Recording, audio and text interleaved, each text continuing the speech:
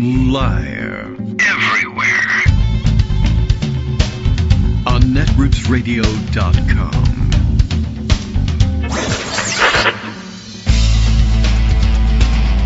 David Waldman. Kagro. In the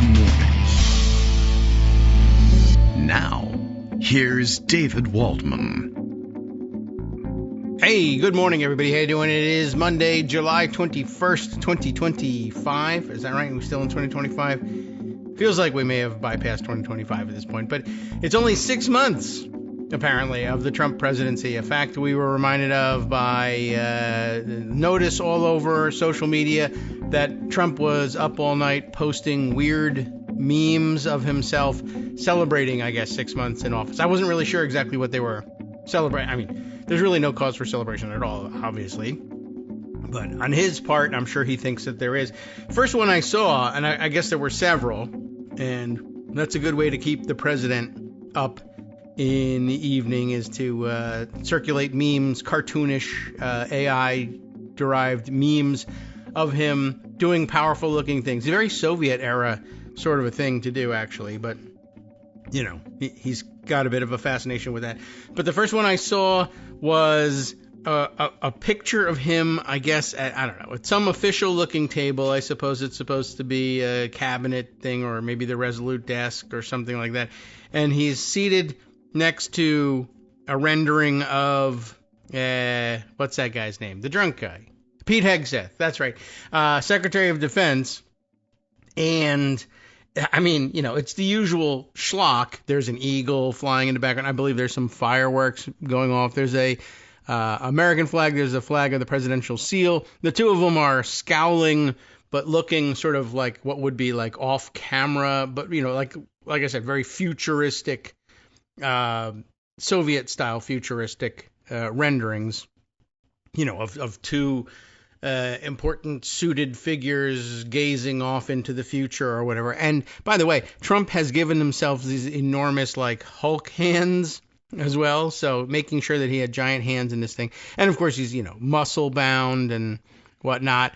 And interestingly, Hegseth, in case you didn't recognize him, because it could be John Cena in this instead, it doesn't really look a whole lot like Pete Hegseth, has a little placard in front of him.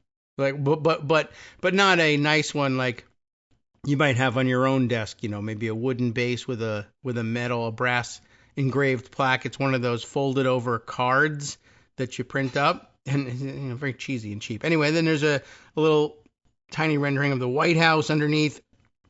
But the two of them are sitting side by side at this table. In front of him is a card that says Secretary Hegseth. And interestingly, this is what really has caught most eyes. On the table in front of him, there's a glass of water that appears to be the president's glass of water. Then there's a shorter glass, like a rocks glass, I guess, you know, but empty in front of Hegseth. And I don't know whether that's supposed to mean anything about his sobriety or whatever. But I saw this thing and it just says 6 months. And I thought that this was, 6 months of sobriety for Pete Hegseth, who swore off alcohol in exchange for, you know, allegedly in exchange for being confirmed to the job of Secretary of Defense, where he said he wouldn't, I won't drink while I'm being secretary or whatever the hell it is that I'm supposed to be doing. And I don't know whether he's stuck to that pledge. Then it finally occurred to me, okay, well, this probably means 6 months in office. Like, Trump isn't going to celebrate anybody else's accomplishments, for one thing. And second of all, Pete Hegseth probably didn't accomplish this after all, but who am I to say? Well, I have a radio show, so I guess I kind of have to. But anyway, it was just one of many. And again, I love the fact that he gave himself hands. What caught most eyes, though, is there is sort of I don't know what this is, a brass or copper bowl of some kind. Like, I don't know, it's a spittoon. Something is right in front of Trump on the table. And he's making a big, powerful fist, a very manly, you know, alpha male fist. And he's going to pound the table, but this copper or brass bowl might be in the way. It's not entirely clear what sort of vessel this is, and everybody's trying to guess what would the AI instructions on this, like, you know, make us look very strong and businesslike at a meeting, but why? You know, where I don't know. We don't know why the machines imagine things like brass bowls in front of All right, so there's a couple of them out there. It's usually him, walking and looking tough and, again, very muscle bound and slim and things like this. So this is what he's been spending his time on. I also have a note here from Justin Wolfers, world famous economist, probably the most famous economist that I follow on Blue Sky, because I don't follow a lot of them, but he's very good, and pointing out that, I guess he's been distracted. We know about that, and we know about why. But he says, managing the Epstein scandal appears to have left the White House with enough bandwidth to, one of the crazy things he spent his time on this weekend, demand, I guess, the renaming of privately held football teams, but not to resolve any of the global trade uncertainty it has caused. And he has put in chart form here, reminding us that the administration gave itself an additional deadline, a later deadline of August 1st to fix global trade for the United States, and insisted that he was going to, Trump insisted, I have deals, I've sent out letters, in some cases, all cases, these countries haven't responded because you haven't sent the letters, but now we are, and he made, this was amazing to me, that he said, I haven't sent any letters, but I'm going to. Well, first he said he sent them all, then he said I haven't sent any of them, then he started showing the letters, because he loves showing things that he signed, and then people realized, well, that's 2. You have 190 or whatever to go. So there's a list that says, this chart says 166 tariff letters are supposed to be out. Week 1, Trump sent 25 tariff letters. And over the second week, though, Trump, because we all forgot to look at this, Justin Wolfers followed it, Trump sent 0 tariff letters. So flatlining so far, August 1st now rapidly approaching. And for all the crushed Adderall that Donald Trump is said to use, still not able to get his ADHD under control, I guess. It was a busy weekend for him. To that end, Greg Dworkin joins us, and he's here, and let's see, have I used all of, I think I've used all of the new intros and fanfares. We'll try the reverse one. We haven't had that one for a while.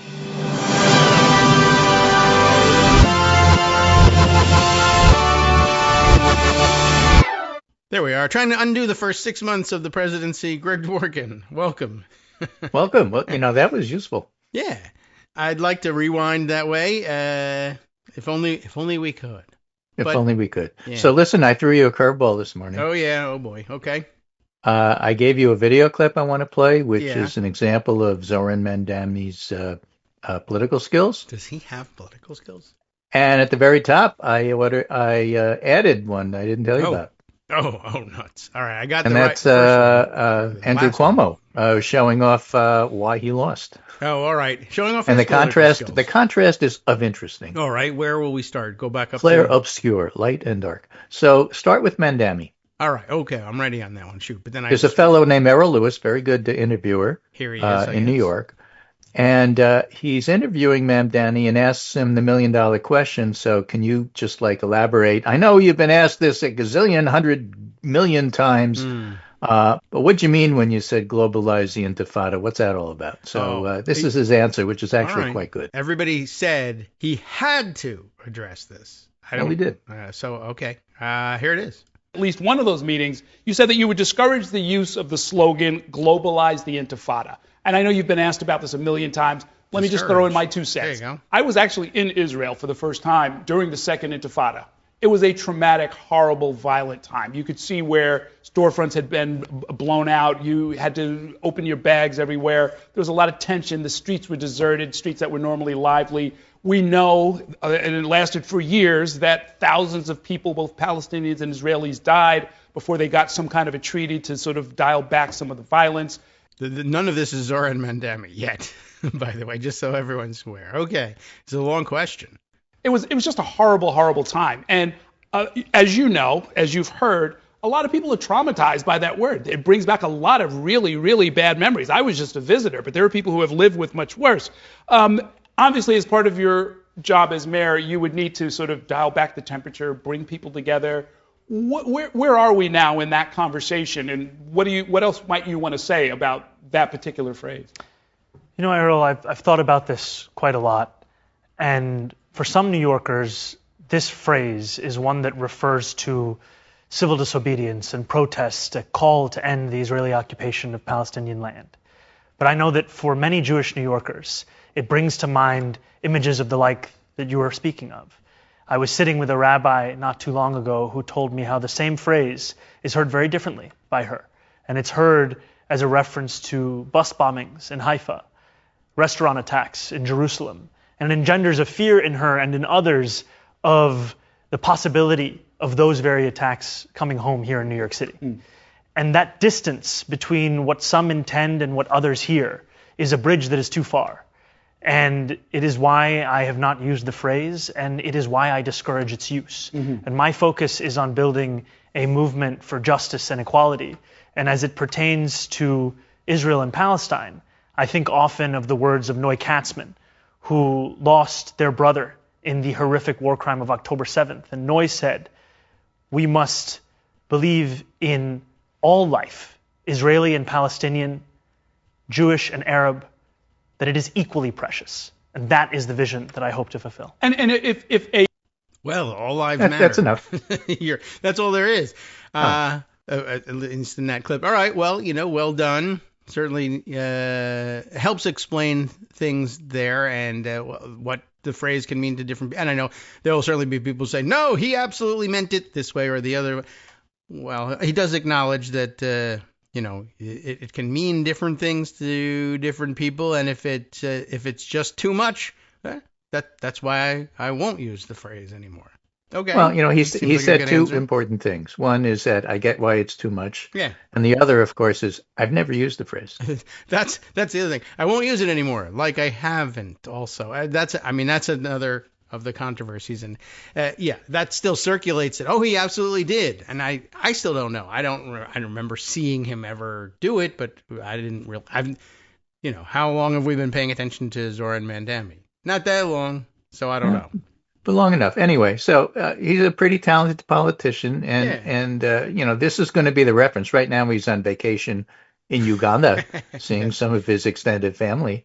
Yes. And hopefully eating well and having a good time and renewing relationships and such. Mm-hmm. But he'll be back, and he'll be back well before the election. So I have a different clip, and this is Andrew Cuomo at a fundraiser. Which I believe was at a Jewish location because it was the Forward that forwarded it, and he refers to it, and you'll hear from the discussion about what's going on.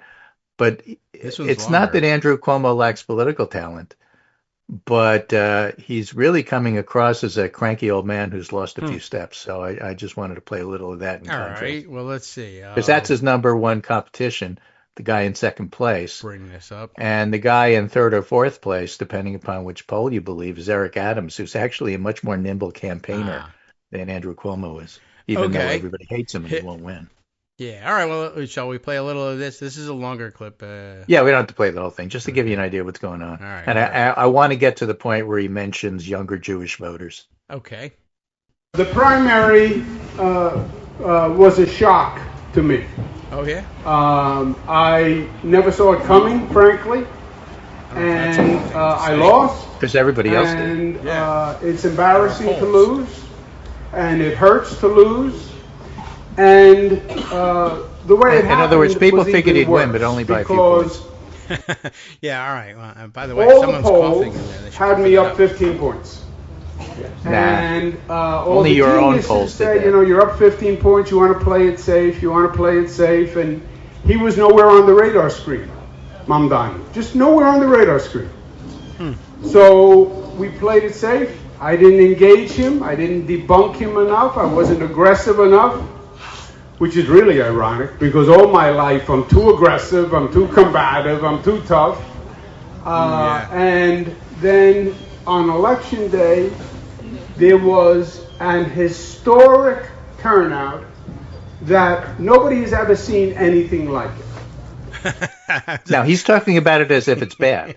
Yeah, that's true also. It also, of course, it's very Trumpy. Just hearing Yes, extremely. Not only blaming it Nobody on knew. Nobody saw it coming. Like and by the way, before, and my hands are huge. But understand that this historic turnout that everybody in Democratic circles ought to be seen as a blessing. Yeah. He sees as a curse. Everything that Democrats and Democratic operatives have been trying to do for 100 years.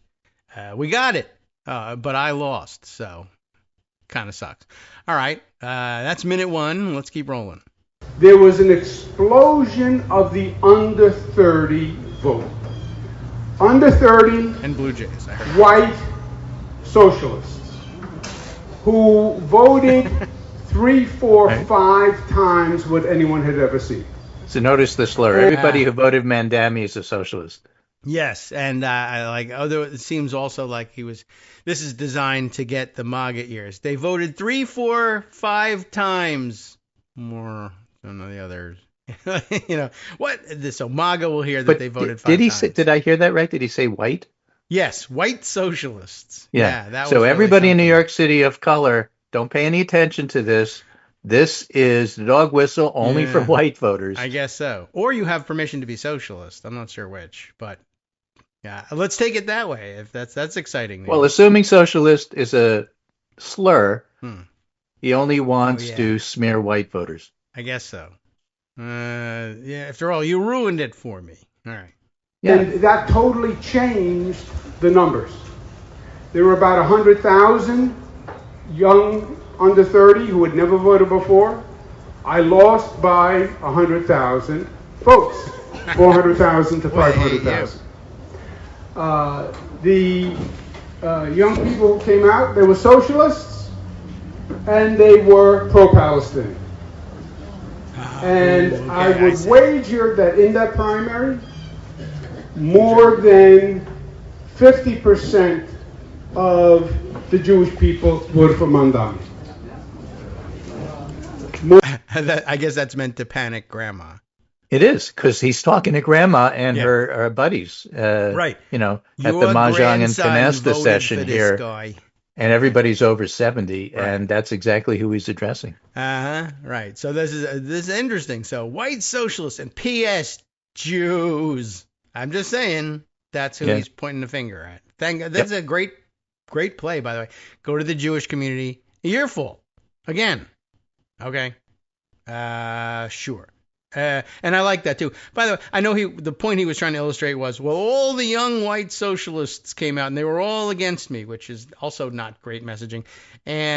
But also just that one clip, I would isolate. I lost by 100,000 votes. I just on loop. I make a dance mix out of that. Yeah.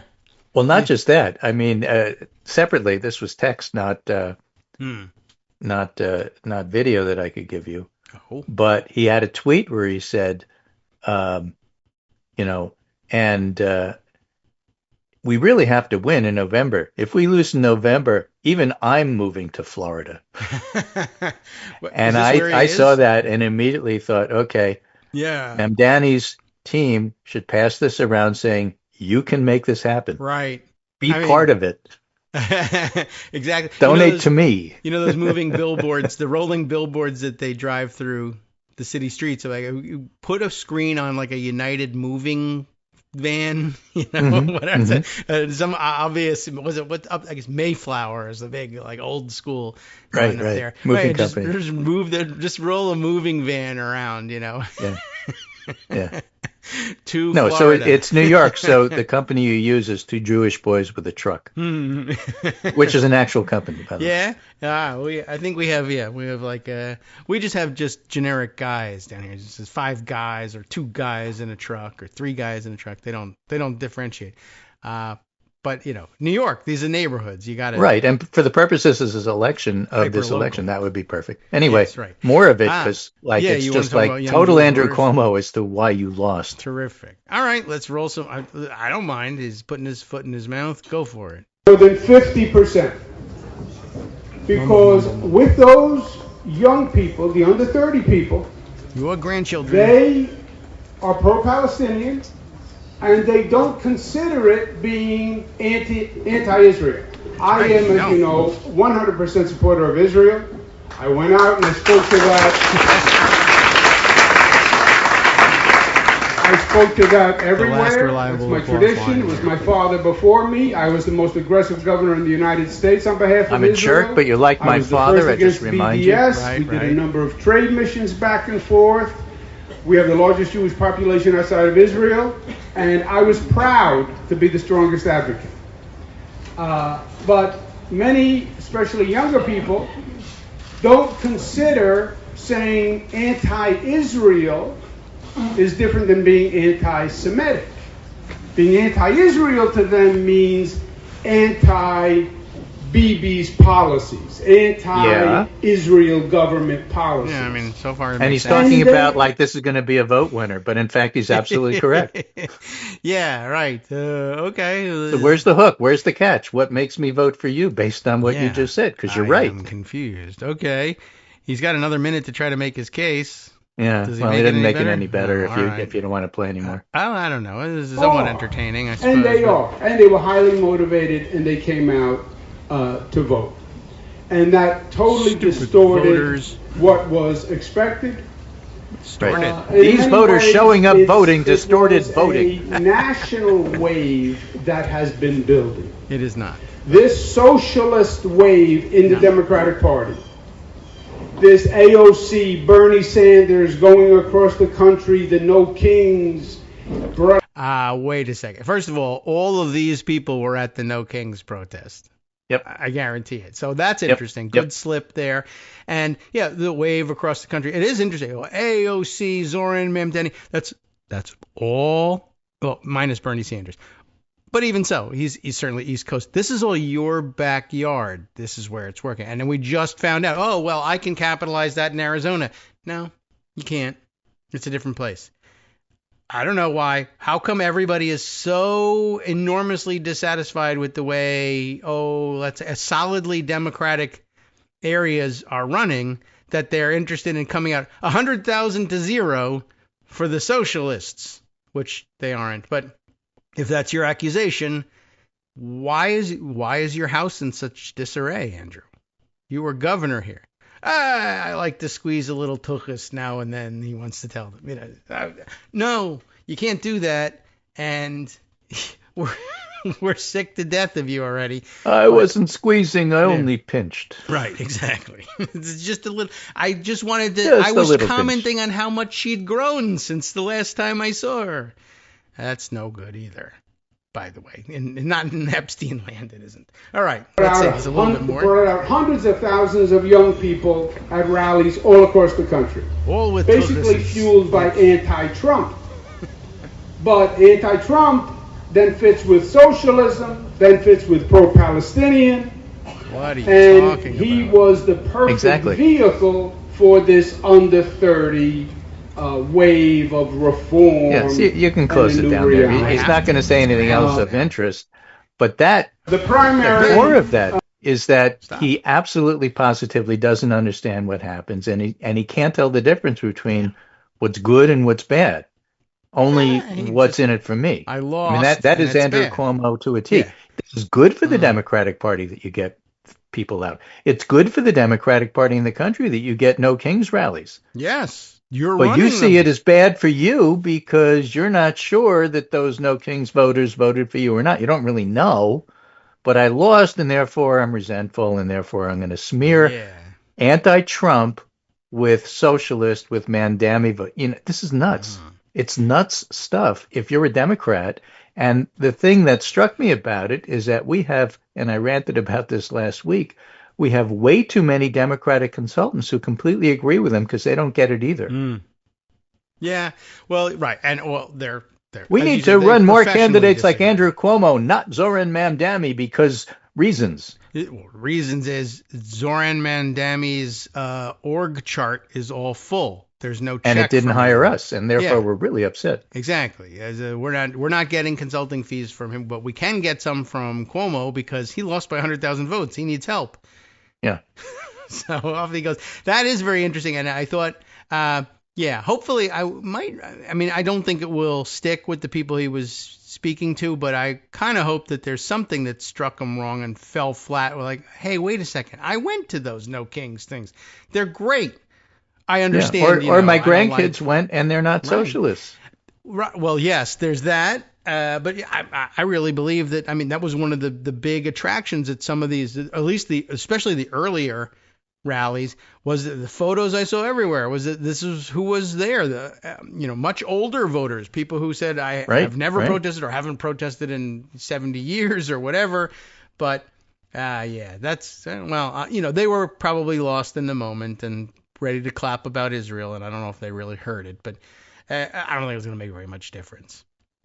So, in the end, no, he's going to lose. But I just wanted to point out why he's going to lose. Well, okay. We'll spend from time to time. It pays to make a point to listen to 4 minutes of a loser losing. Got it. It's true. People look at Mamdani and say, well, it's New York and it's very localized and you can't extrapolate that to the country writ large. People say always. That. I did say that. However, not even right. However, yes.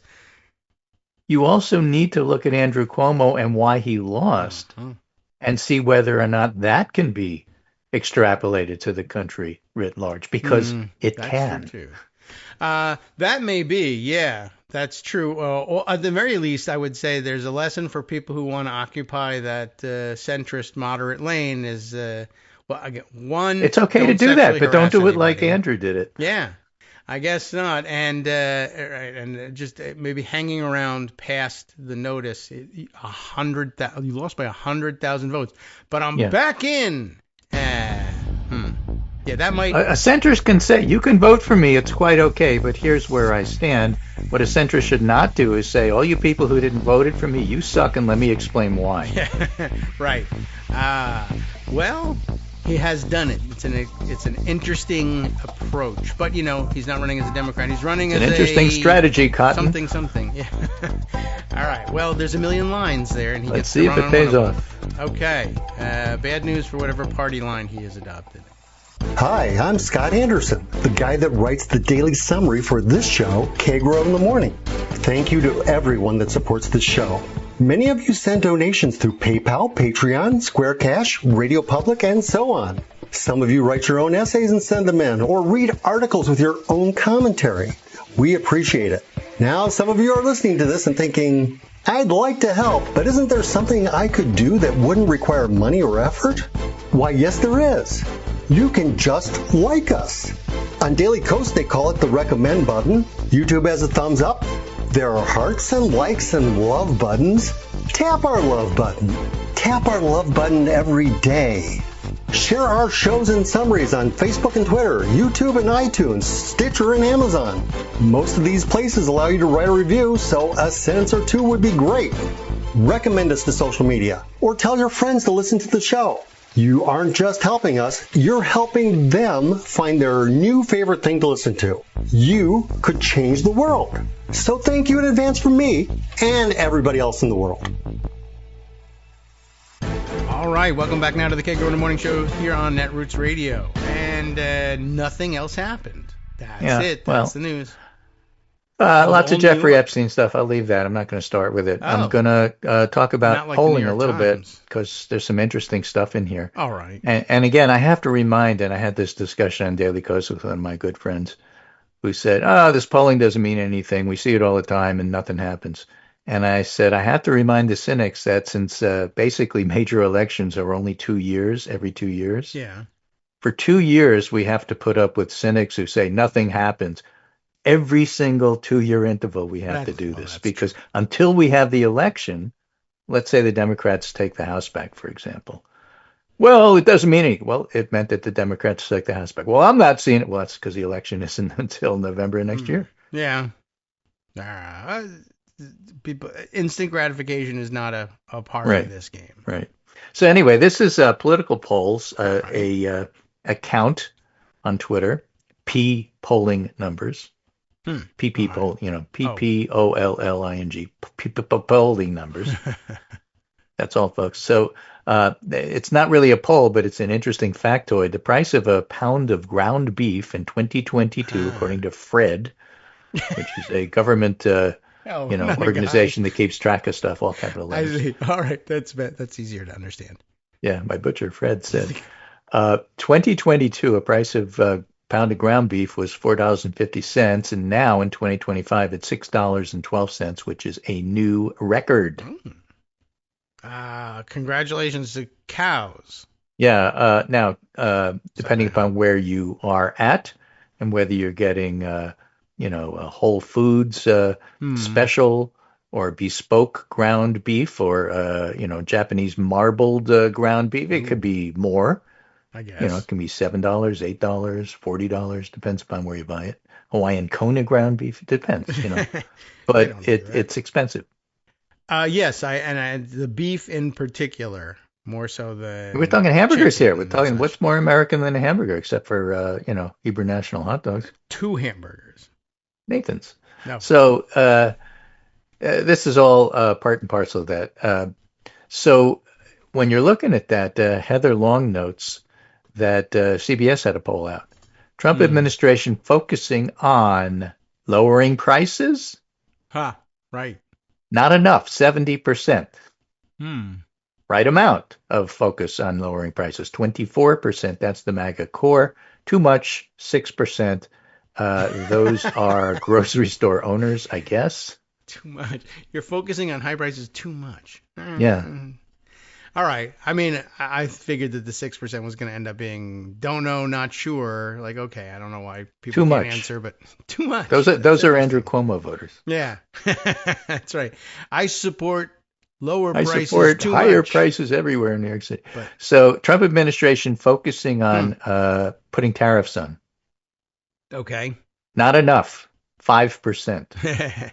Yeah, that's Peter. Right amount, 33%. Too much, 61%. Tariffs are not popular, and he's not paying attention to prices. This is what erodes his support slowly, while at the same time, the Jeffrey Epstein case, the situation, the imbroglio he has, the mess, is the door to the mansion of doubt. Once you open up that door and you go in and say, well, I don't know if he's telling the truth about that. Maybe he's not telling the truth about everything. These things take time, but that's why the Epstein case is so important. G. Elliott Morris, looking at that same CBS News poll, public opinion on immigration. Trump administration's program to deport immigrants illegally in the United States. Approve of it? 59% approved of it in February, only 49% do now. Disapprove, 41% in February, 51% now. So it's not popular. Who is Trump administration prioritizing for deportation? In June, 53% said it was dangerous criminals. Now that's only 44%, and 56% now say people who aren't dangerous criminals. So those numbers have flipped. Okay, so that means people are catching on to the fact that he's not deporting only criminals. I elected him thinking he was only going to do criminals, then he deported my wife. Right. Well, you're a criminal. And she's not a criminal. Oh, I see. Perhaps the husband is, though. Very often the case. That's right. Should have done me, but no, none of that is. So it's people are catching on. Trump administration is trying to deport more people than you expected. 52% now say that. About what you expected. 37% expected it. I'm one of the 37%. I expected him to do this. I mean, he gave numbers. He's crazy, and the number changed. But what he's going to do is bad, and it turned out to be bad. Yes. So I was right. He met my expectations. Yeah. They very frequently said, at no point did they ever say numbers that sounded like, yeah, that actually would be reasonable. So it was always By the way, too 58% oppose Alligator, Alcatraz, and other detention facilities. Okay.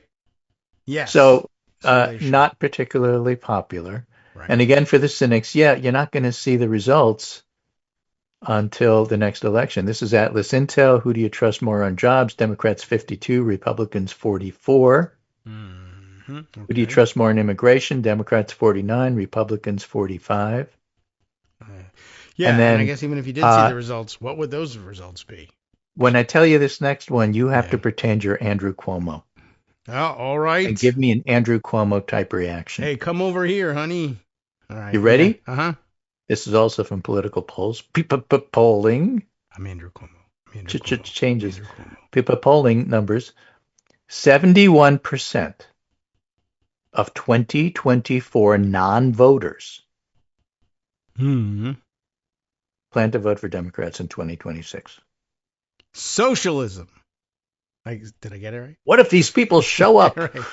Right. We can't have that. We can't have that. These are voters. If you're all such socialists, why don't you all share one vote? Huh? I don't know. Pass it around. I got no idea what you would say to this. It's my turn to vote. But yeah, well, I don't know what to tell you. I mean, look, it's basically a consumer sentiment poll. Okay. It's not a predictor. No polls are predictors. True. That's true too. And it's important. You're supposed to check in on that. How are you feeling?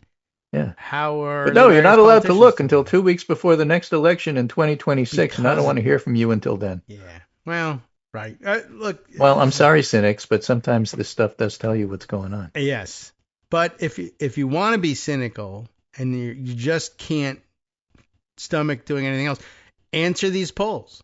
Just tell people that you're wholly dissatisfied and you want to see enormous changes. That could help.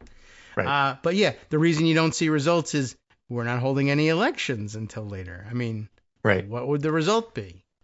For the same reason, our wonderful press, which is under considerable pressure. This is Brian Stelter, the press reporter who reports on the press, writes CNN. This is a tweet.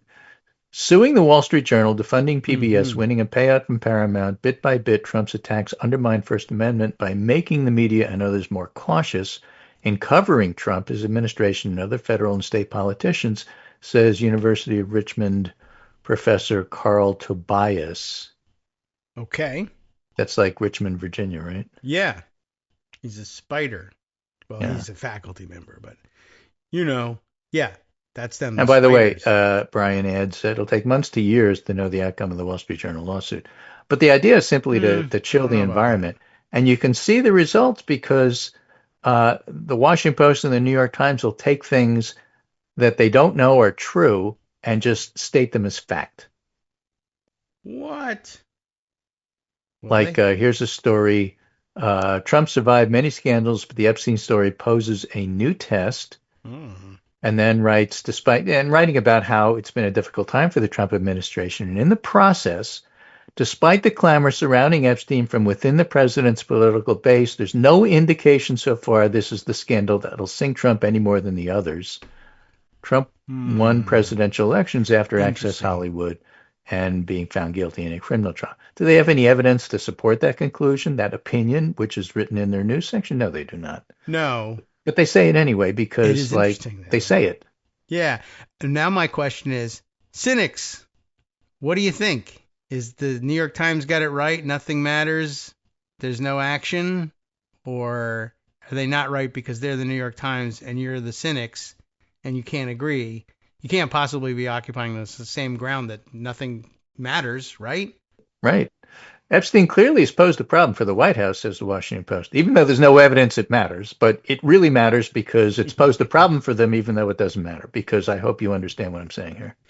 No. Yeah. At minimum, it's been a distraction. Remember, there are no distractions. I don't know how many times we have to tell you that. They're all important. Yeah. That's true. And you can handle more than one at a time. And the president is going to try to force you to do it anyway. He can't think of more than one thing at a time. He spent the weekend saying the Washington football team has to change its name. Right. Again. Or Tulsi Gabbard should sue Obama. Yes. Or arrest him. Yeah. Oh, yeah. That's the new AI video. Yeah, but so what? If it continues to grab public attention, it could pose a more significant threat at a time when Trump's standing with the public already has been on the decline, though polling shows him steady with his own party. I could give a fuck about whether or not he's steady with his own party. Oh, well, I'll take note of that. His own party isn't enough. It's 35%. It's not enough to win elections. Who cares? Well, I mean, that's never been the case that it matters. It's the other 50%, 15% that make 50 that have been willing to vote for him. Yeah. That's what we're talking about here. not his base. Well, And so stories about, well, it's not changing his base. That's not the point. Who cares? Well, all this Epstein stuff hasn't really changed whether or not the Yankees have won a few games. Well, no. it's completely unrelated. What are you even bringing it in? Okay. Yeah. I don't know what the relationship is supposed to be there, but yeah, I mean, We only care about his base because he's the president. Yeah. Meanwhile, it's just New York Times, same day, same article. Common trope. A different article, same day. Republicans and Democrats call for more information on Epstein case. Members of Congress from both parties said they wanted to see more files released, while President Trump has encouraged his base to move on. Right. So Republicans and Democrats call for more information, but there's no evidence at all that this makes any difference. Yeah, I guess that's interesting too. Well, he's doing just fine and has lost no support among his base, except for the base Republicans who are calling for more evidence to be released. Yeah, of which there still remain a significant number. I guess that's possible, right? Like, there's always that weird end of the curve somewhere. Just like the Affordable Care Act polling, some people don't like it because they don't think it goes far enough. So, are there Republicans who say there should be more evidence released? Yes, because the evidence of his being an alpha male is awesome.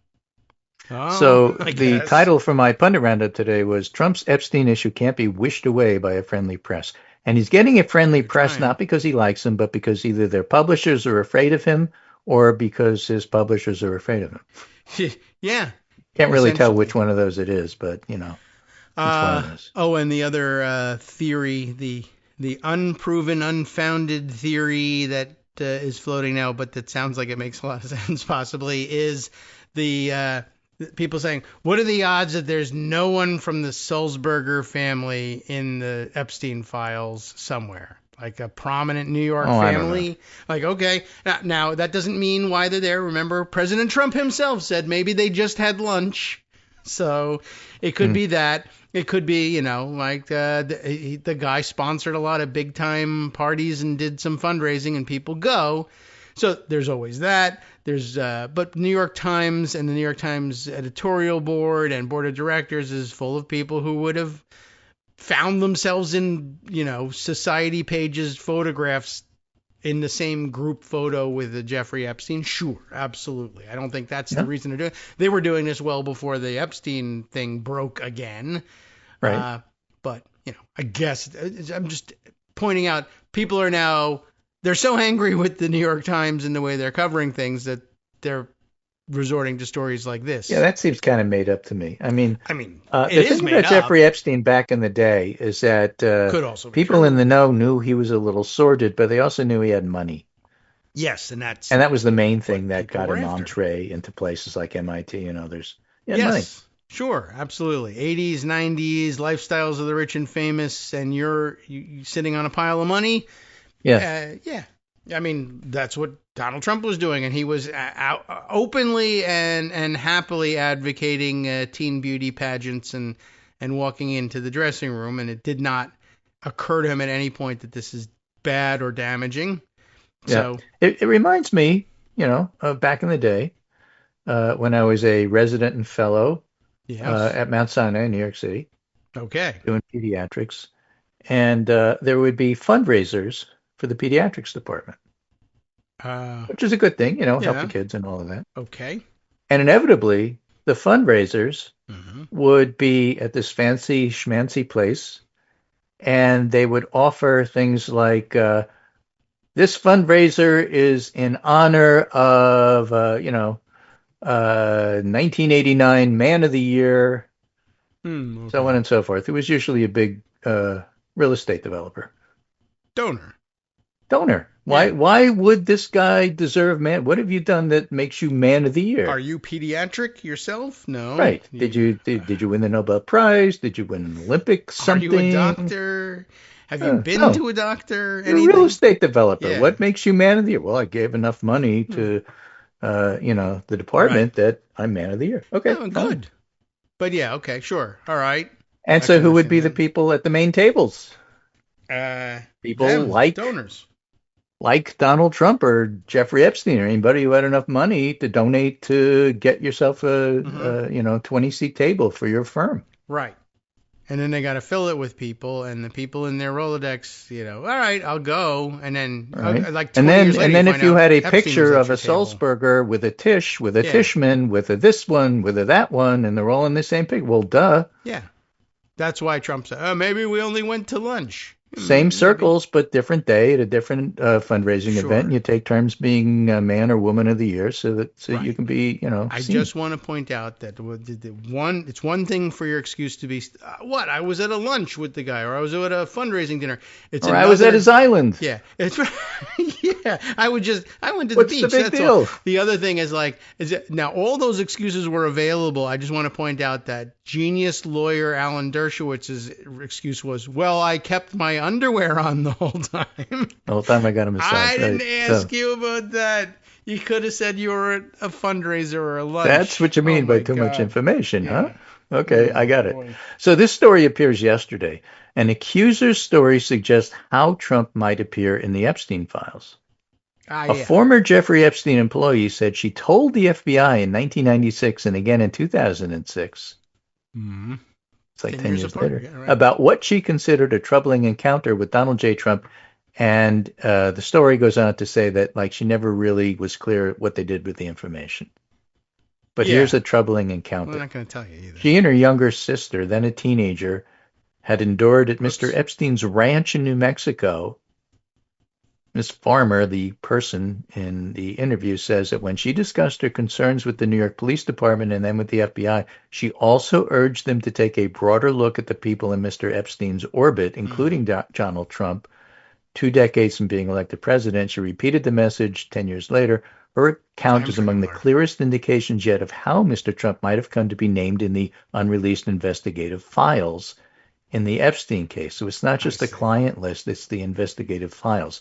And the reason you don't do investigative files is because if somebody like this makes an accusation basically against somebody, but there's no evidence to support it, and then you release the files, you're hurting the innocent person who got smeared. And that's why, in general, you don't do it, and it's generally sealed by a court, and it's the court's decision as to whether or not to do it, and the court generally won't do it. So if Trump says over the weekend, well, I'm getting too much pressure from everybody, how about we turn it over to the courts and they decide whether to release this stuff? The answer is going to be no, and that's a dodge. Yeah. But Just it's so people not my understand. fault. It's the courts. Yeah, Sure. exactly. So investigations like the ones that targeted Mr. Epstein often explore a wide range of tips, evidence, recollections, and relationships, little of which ends up being used in court records or as a basis for criminal prosecution. So there's many records that have not been made public that became the focus of claims long stoked by Trump's allies that authorities might have covered up the involvement of other rich and powerful men. Now, you have to understand from the QAnon MAGA side, they think that the Democrats run pedophile rings led by Hillary Clinton in the basement of pizza parlors. And so they want these files released to name those names. Yeah. But the Times says now after the Attorney General and FBI Director abruptly abandoned their earlier promises, these are under renewed scrutiny. The story of Ms. Farmer's efforts to call law enforcement attention to Mr. Epstein in a circle shows how the case files could contain material that's embarrassing or politically problematic, even if it's largely extraneous to Mr. Epstein's crimes and was never fully investigated or corroborated. And they go on to tell the story that this woman who was in her 20s but looks younger, one night Mr. Epstein unexpectedly called her to his office as she was working for him in a luxury building in Manhattan, and she arrived in running shorts. Mr. Trump arrived wearing a business suit and started to hover over her. She was scared, and Epstein said to Trump, quote, no, she's not here for you, end quote. Because that was a thing that could happen. Yeah, the That's two men the left the point. room, and she could hear Mr. Trump commenting he thought she was 16 years old. Like, good, let me have her. You didn't have any Because other she's alarming 16. interactions with him. She didn't see him engage in inappropriate conduct with girls or women. This is why you could have a file like this, which is embarrassing, but doesn't put him in legal jeopardy. Right. It's And interesting. it's probably full of them because he did this all the time. Right. I mean, Trump will, act inappropriately in any number of circumstances. But yeah, I mean, what it's supposed to show is, at the time, Donald Trump thought that there was a very real possibility that a girl that he thought to be 16 years old might have been procured for him by Jeffrey Epstein, and that's why you were called there, when in fact it was just, I needed to tell you something or give you a letter or a check or God knows what. But yeah, I saw a girl that I thought was 16, and I was in Jeffrey Epstein's house, so I started to think I was going to get lucky. Oh, no? Oh, all right. Well, so Dan Pfeiffer is I'll trying to never make sense bother of her all of again. this. That's This is a piece he published yesterday. The stuff we talked about last week was published last week. Yeah. When the MAGA freakout over the Epstein files began a few weeks ago, I assumed this was merely a case of a bunch of moronic grifters getting hoisted on their own conspiracy-loving petards. Well, that's a petard is a thing on a ship. Oh, yes, okay. Well, and you put up a little mini flag there. I believe that Trump et al. Made hay with the Epstein conspiracy because that's what their base wanted. And I assume the whole dust-up was simply the result of incompetence rather than conspiracy. In Washington and life, we often use Occam's razor. But they don't. Okay.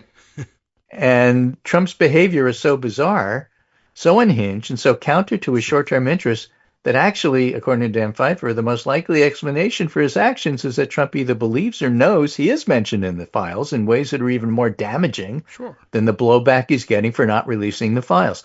And with stories like that Ms. Farmer, who was approached by him in a really creepy way, it's really not hard to imagine that that's in fact the case, only multiple times, and that includes the birthday letter that the Wall Street Journal released. Like, certainly you did that. Right.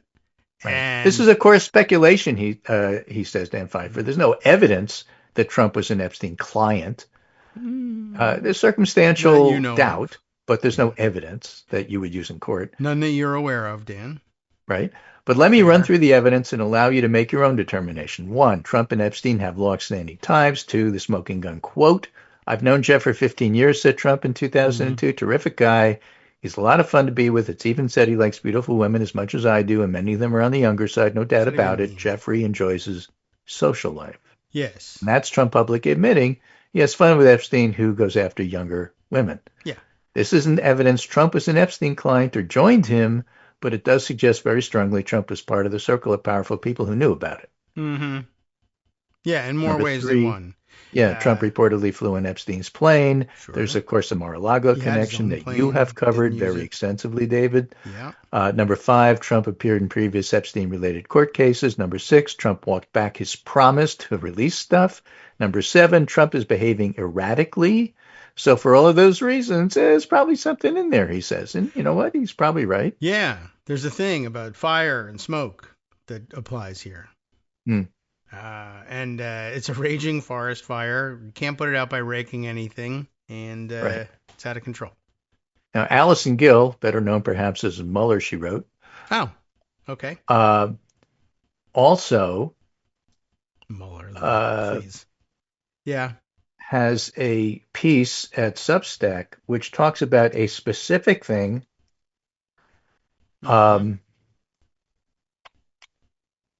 Which is looking at the process of the FBI actually reviewing how Bondi, et cetera, should look at the files. Oh, yes. And, that's also unclear. Well, basically, that's what I have for today. Okay. Yeah, the FBI, by the way, is interesting, too. That reminded me, and something you said earlier about, how with this Ms. Farmer's 2 complaints and not sure how they dealt with those things, I was immediately reminded of, that's how I think we all felt about the Brett Kavanaugh review. There's complaints are being made. Well, put them in this box. See you later. And that was kind of the end of it. But yes, there was a claim. Bondi said she commandeered 1,000 FBI personnel and assigned them to the task of combing through all of this stuff. And they did comb through all of that stuff and apparently found, well, I don't know what they found, but they were also instructed, it turns out, to flag any files that made any mention of Trump in there. And well, we're not entirely certain why, because no one actually went ahead and said what they wanted to do with all these flagged things. But it's an interesting instruction to give them nonetheless.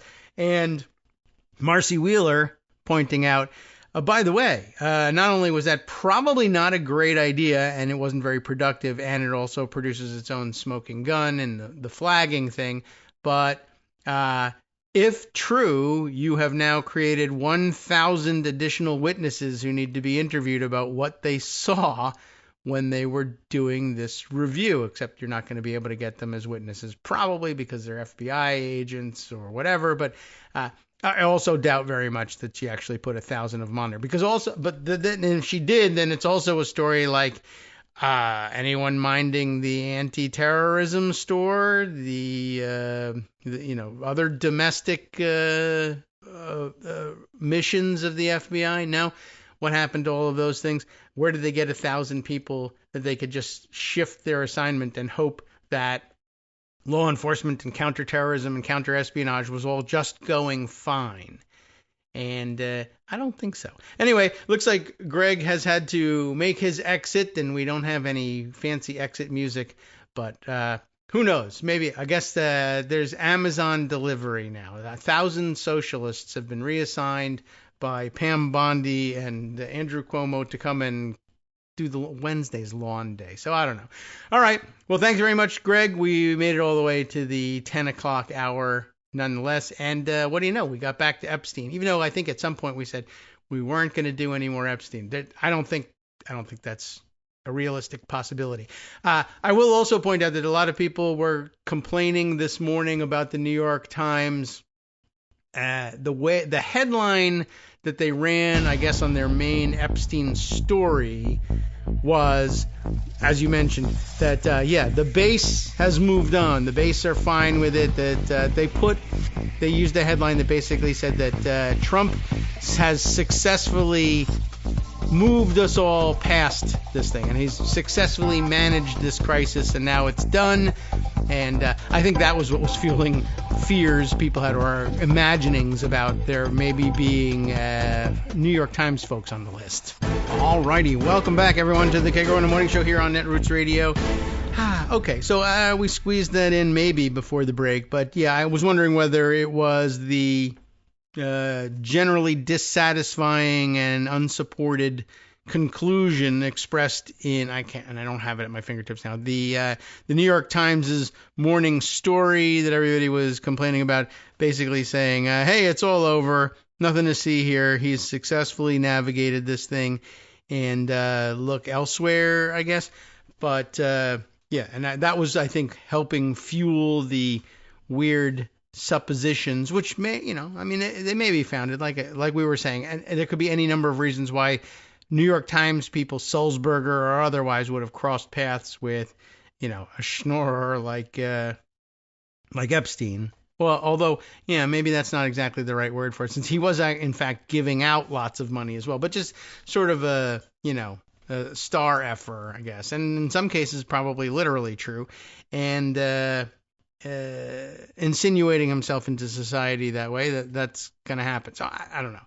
I don't know whether it wouldn't shock me, though, just as it didn't shock me in any way to find out that over the weekend Trump was spending his time, among other things, trying to redirect people's attention, like with this weird Truth Social post in which he says, I don't know what the statement was, but I think I must have picked up the second of these two things. But so I'll just summarize by saying he at some point insists, probably because he knows it will just engender a lot of fighting and finger pointing and shock and awe or whatever, that the Washington football team, which now has an actual name, the Washington Commanders, with which most people are generally unhappy, but it was an opportunity for local fans to buy more merch, so maybe they were cool with it. If you like the team, whatever. Anyway, there was that 1 or 2 years where they just played as the Washington football team, which I kind of liked, actually. And then before that, they were the Washington Breadsticks, as you may recall, and there was always controversy around that. And they finally, that was an interesting story all by itself, just because it was Then team owner Dan Snyder, who has his own other issues, not dissimilar to the world of sordid sex scandals. But anyway, he spent a couple of years insisting, no, I'm very wealthy and I have the ability to dig my heels in and ignore all of you and just say no to the growing chorus calling for a change in the team name. And that was one of the more egregious team names. There's some where others which have been less, well, I guess to the Anglo ear anyway, less obviously derogatory. But anyway, a lot of those changed too. So anyway, it's been very interesting, the whole saga. And now, of course, it's settled and the team has changed hands, partially due to Dan Snyder also having his own weirdo Epstein type problems. I'm sure he would object to the comparison, but who cares? He's not here to do it. Anyway, the thing that struck me was here he is now demanding that the team should change its name back. Now, why, I don't know. And just for the shock value, I guess. And he tries to put together an argument that it's really not a bad word. And, you know, the stupid arguments that they clung to for a little while, saying it's honoring Native American heritage. In no way is it honoring Native American heritage. So I don't know. You should give up on that weird idea. But here he is pushing it again and saying not only should they change the name back, but he's now threatening to do something, and who knows what they can do to throw a wrench in the works, to ruin a deal for building a new stadium for the team in Washington, D.C., which, if you don't follow football that closely, you might say, but they are from Washington, D.C. Yes, but they play elsewhere, you know, like many teams. The land available for a stadium usually available a lot more cheaply on the outskirts of town, just outside of town, maybe not so outside of town, or not so close outside of town. Anyway, they're in Maryland. I think at some point they attempted to try to talk Glenn Youngkin into publicly funding a stadium in Virginia, and nobody should be doing that anymore. But D.C., you know, as an economic development thing, they may be more interested in doing it. And for years, the team did play in RFK Stadium. And now we have RFK Jr., but no RFK Jr. Stadium, so maybe we can do that. Name it after him. Anyway, so he says he's going to maybe throw a wrench in the works to prevent the stadium deal from happening unless the team owners agree to change the name back, which, you know, what business is it of yours? No one cares. But I guess it's just supposed to get, you know, tongues wagging about something other than the Epstein thing. But it did strike me as interesting that he would choose football to do it with. And I'm sure he probably, you know, like his mind works the way probably most, you know, non-observant, non-political people's minds work. Football, that's not political. Let's talk about that instead. And you have a way of turning everything political. Well, do I? I don't know. Like, I don't want you thinking about my super rich pervert friends like Jeffrey Epstein. So we're going to talk about football, where I definitely don't have any wealthy pervert friends like Robert Kraft or Dan Snyder, for instance. So please don't talk about Jeffrey Epstein. And also, now that I've talked about football, please don't talk about the former owner of the Washington football team, Dan Snyder, who I think lost a, you know, what was it, like $60 million sexual harassment case. And just they generally found that the Washington club was a dangerous and unsafe workplace for women in general, and that there was a lot of sexual harassment going on, and a lot of very Trumpy things like we want to force the Washington team's cheerleaders to show up at our parties, maybe in skimpy bikinis, for reasons unknown. But hey, if you don't like the idea, there's 1,000 women who'll, kill to get your job, that kind of thing.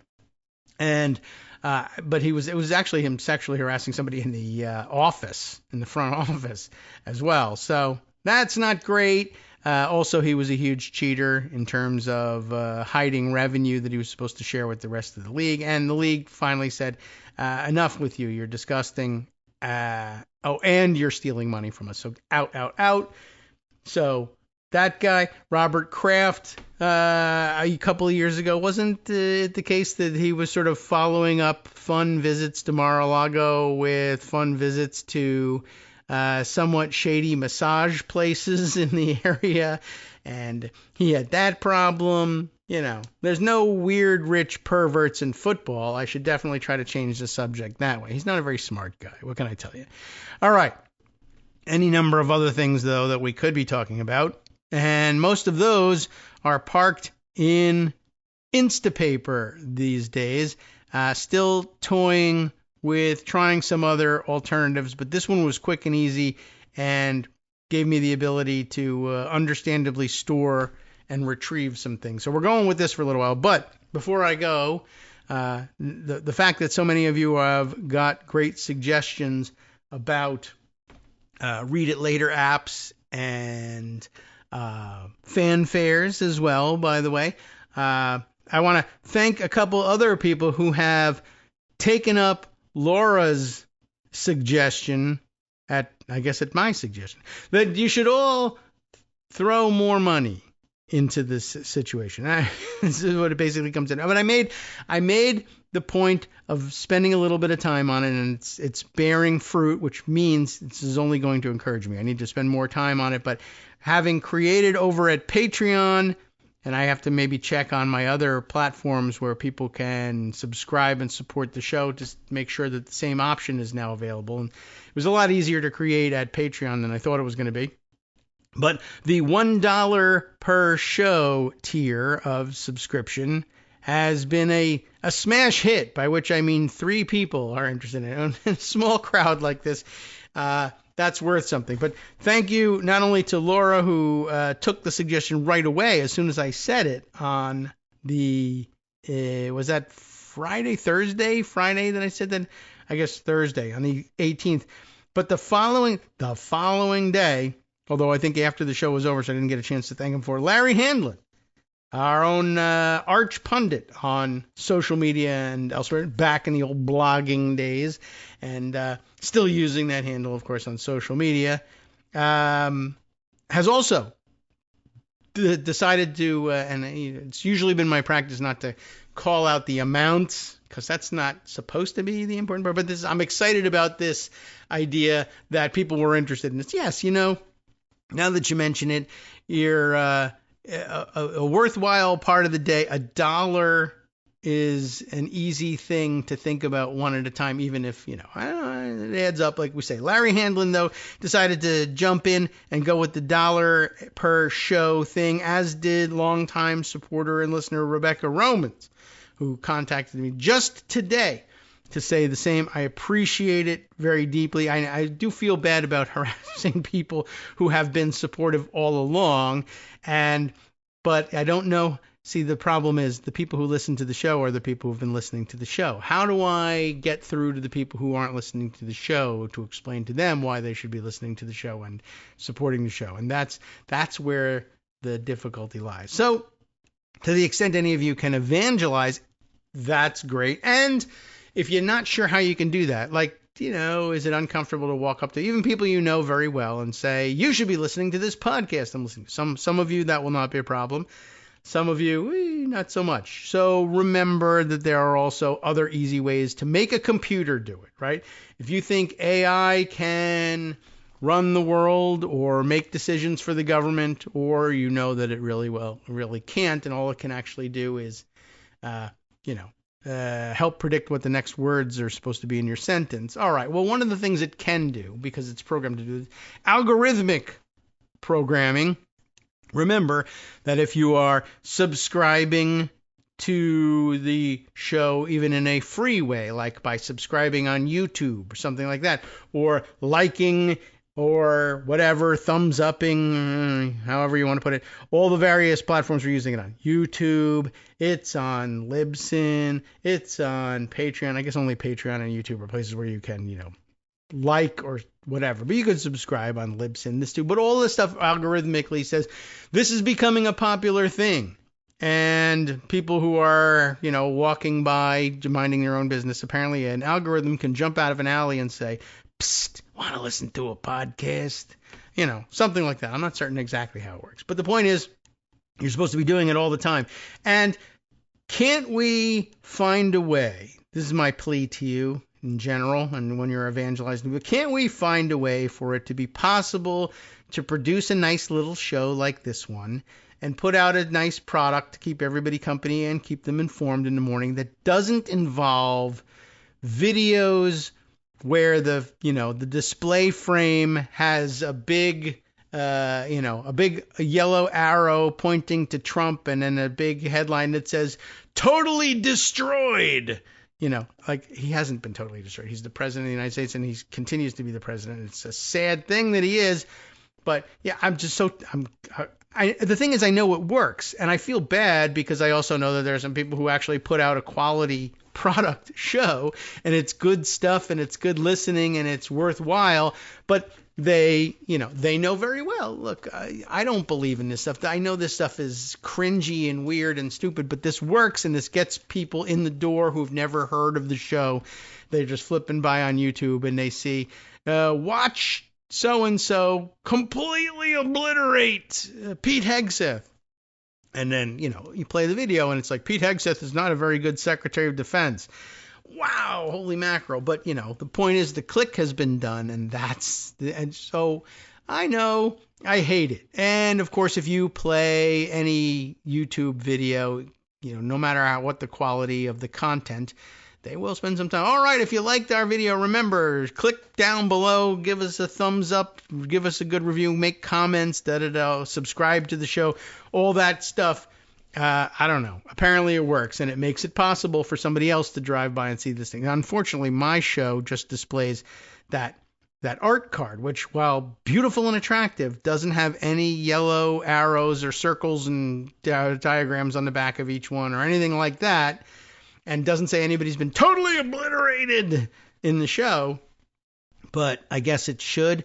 So is there any way to demonstrate that that's not necessary? Yes, there is. Everybody subscribes to the show and just supports it because it's a nice little thing and it is presented to you in the way that doesn't insult your intelligence. And again, as we pointed out, there's almost 1,000 people. It's hard to keep tabs on exactly how many, but several hundred, if not 1,000 daily, downloading the show from one platform or another.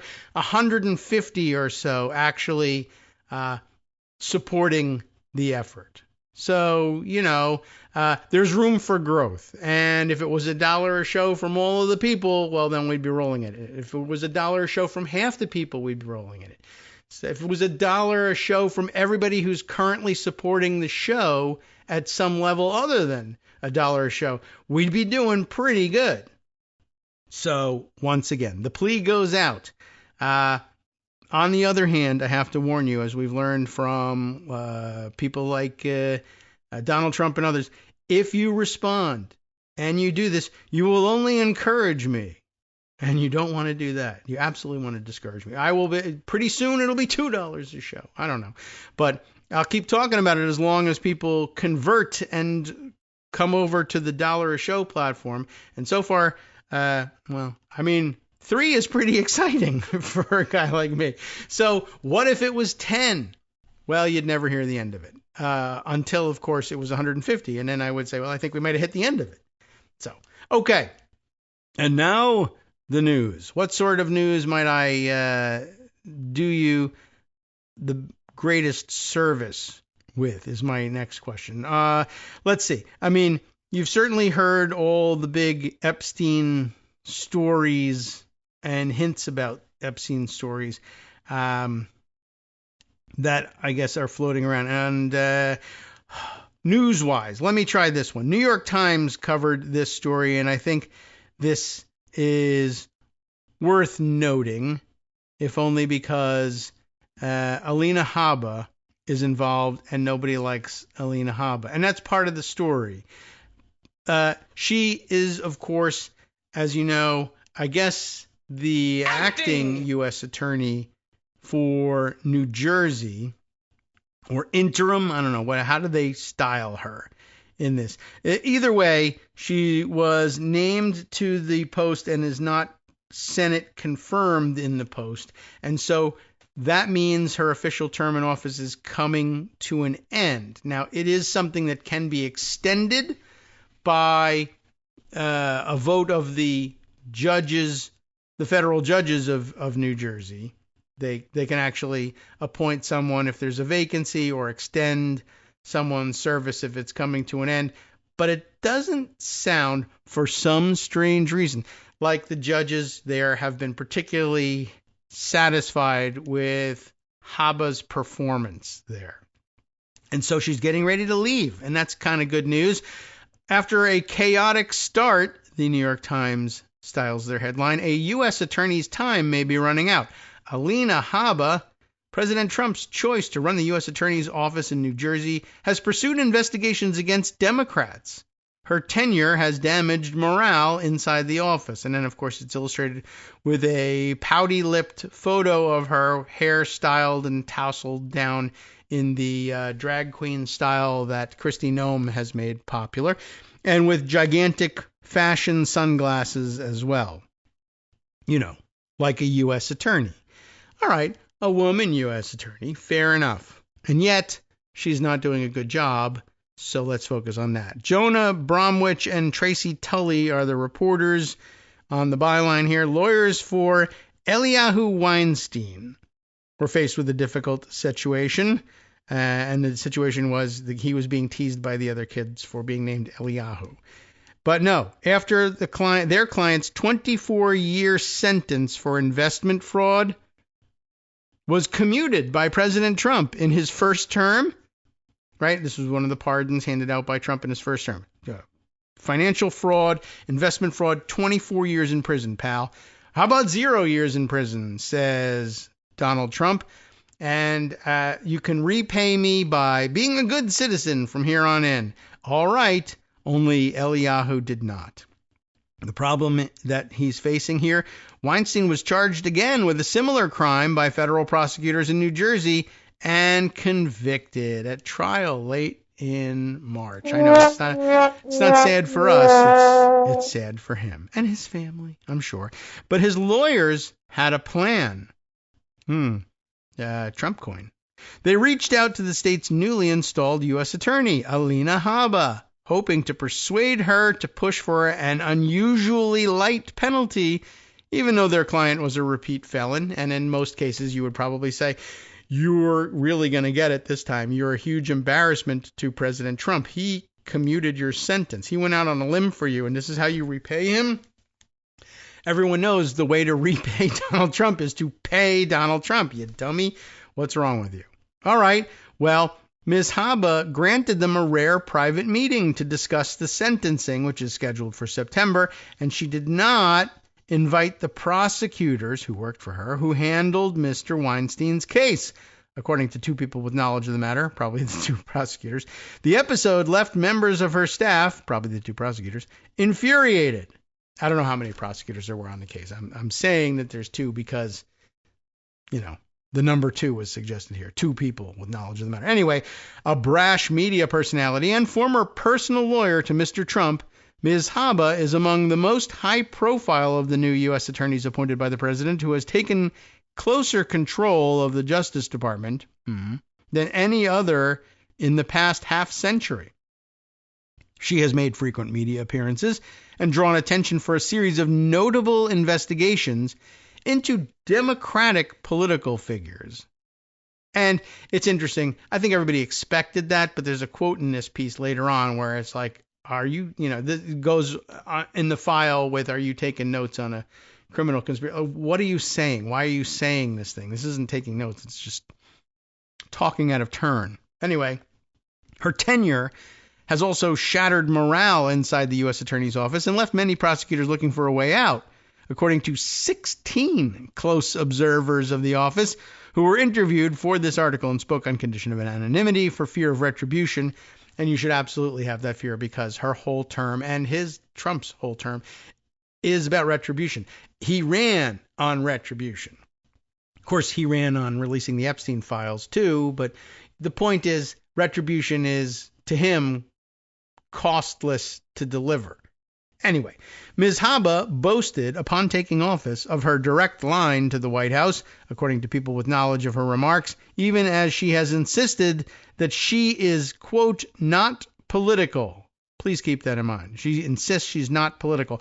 Prosecutors have chafed at her availability to defense lawyers. She disbanded the office's Civil Rights Division. Wow.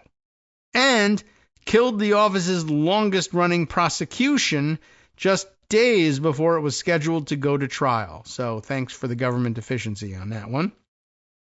3 framed pictures of herself now hang in a conference room named for a legendary New Jersey crime fighter, Frederick B. Lacy. I'm not aware of the legend of Frederick B. Lacy, but perhaps it's from before my time. I'm now curious. And now, it should also be pointed out that, having your portrait hung, I guess, I don't know whether U.S. attorneys put up their portrait in their offices, but they may hang a picture of themselves along with, like inside the office, they'll have, this is a federal office, they'll have the picture of the president, a picture of the attorney general, and then perhaps a picture of the current U.S. attorney for that office. That wouldn't surprise me. But one picture, and not like a giant blow up either, a headshot to go alongside of it. So 3 framed pictures of herself in the conference room. Okay, I don't know. By the way, Frederick Bernard Lacy, died in 2017, U.S. District Judge for the District Court there in New Jersey. And let's see, who was on the FISA court for many years. And then, of course, a judge for even longer. Let's see. And he himself was U.S. Attorney for New Jersey from 1969 to 1971, appointed by Richard Nixon, as you might have guessed, given the dates. So, I don't know. Legendary crime fighter. Sure, probably just, and I probably have even heard of some of those cases, but what can you do? Like I said, mostly before my time, I would guess. But okay, you would think there would be, say, more pictures of him in that conference room than there are of Alina Haba. Anyway, Haba's press office declined to comment on any of these things, I guess. Ms. Haba's close connections to Washington may have also benefited her office. She has won permission for 20 new hires, a rarity in U.S. attorneys' offices across the United States, and she reminded her staff members in a meeting last week about her efforts to recoup back pay that they were owed. But her time appears to be running out. New Jersey's 2 Democratic senators have said she is unfit to serve after degrading the office with politically motivated prosecutions. Remember, she's not political. But these are politically motivated prosecutions, they say. Like what? We'll find out. Making her confirmation in the Senate, though, unlikely after Trump nominated her last month to the position permanently. But I guess that's not going to work out. The state's district court judges, who have the power to extend Ms. Haba's tenure, which would otherwise end on Tuesday, tomorrow, are expected to meet early this week. There's not much time before Tuesday, to discuss their options, according to 3 people with knowledge of the judge's plans.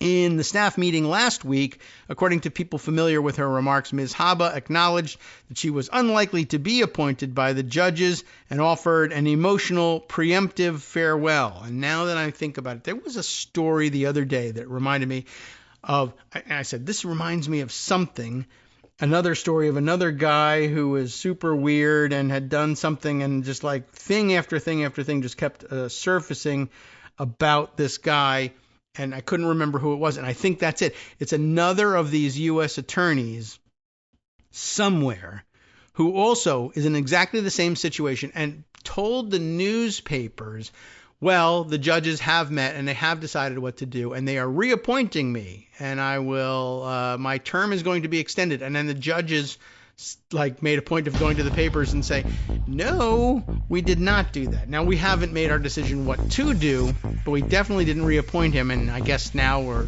supposed to take the hint. We're now definitely not going to. But there was also something about him. I read up about him, and it was like, boy, it just one after the other was like weird thing.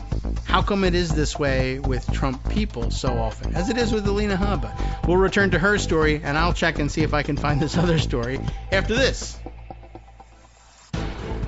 Hi, everybody. It's me, David Waldman. Yes, the same guy who interrupts you all the time. Interrupting you one more time just to tell you again, another reminder that your contributions are what keep this show on the air, and Patreon.com, Patreon.com, is still among the easiest ways to make the sustaining subscription donations that keep us afloat. Are you ready for the pep talk about how our Patreon campaign is still going strong and growing? Well, too bad.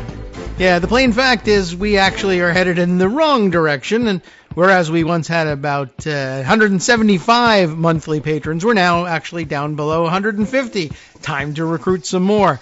Not exactly the kind of news I wanted to share, but there it is. For those of you in a position to support the show, Patreon.com does make it easy to make those secure, recurring monthly contributions to do so. Patreon.com/KagroX gets you straight to our donation page. We've been through a lot together. The worst of the pandemic, we hope. The worst of the insurrection, we hope. So go ahead and treat yourself. You don't need an excuse. Give yourself the gift of a little something you enjoy in life. Support the show. And of course, if you happen to prefer using PayPal or even the Square Cash app, we're up and running on those options too. So thanks again, everyone, for all your support. We couldn't, or at least shouldn't, do it without you. Hope you'll be on board soon too. Thanks for all your support. All right, welcome back now to the Kagro in the Morning Show here on Roots Radio. As I did find the other U.S. attorney that I was thinking of here, and it is John Sarcone, unless he's Sarcone. He's got an E on the end of the name, and I don't know how he pronounces it. An acting